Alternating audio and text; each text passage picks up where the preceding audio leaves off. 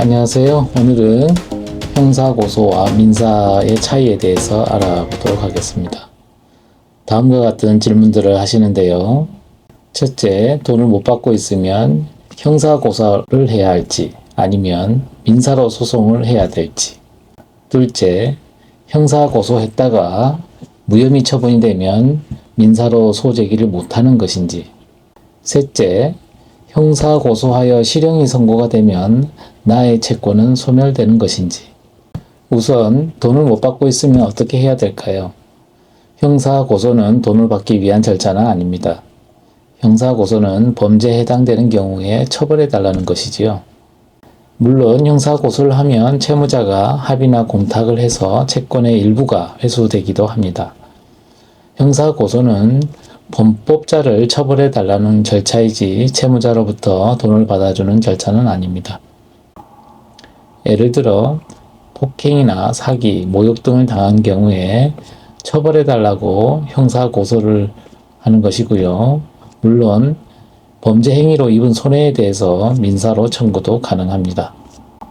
형사고소는 형법이나 형사특별법에서 정하는 구성요건에 해당되는 경우에 경찰서 등과 같은 수사기관에 처벌을 구하는 절차입니다.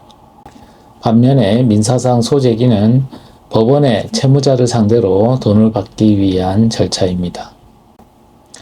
형사고소의 결과가 민사소송에서 증거로 사용될 수는 있지만 반드시 형사소송의 결과가 민사소송에 영향을 주는 것은 아닙니다.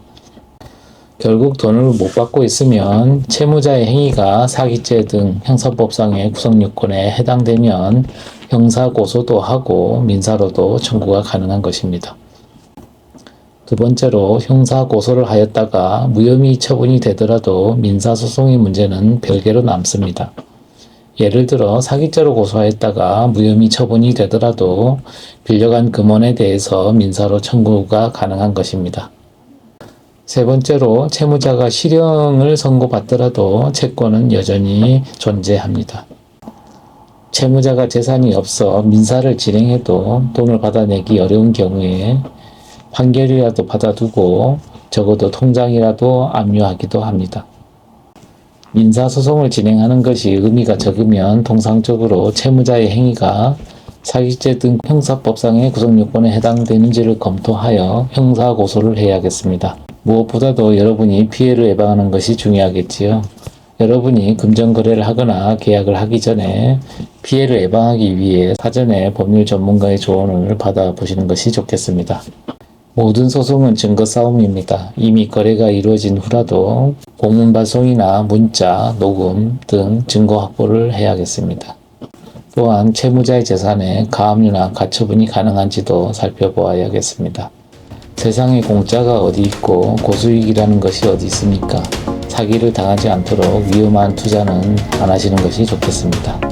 여러분의 창과 방패가 되는 법무법인 선화가 되겠습니다. 감사합니다.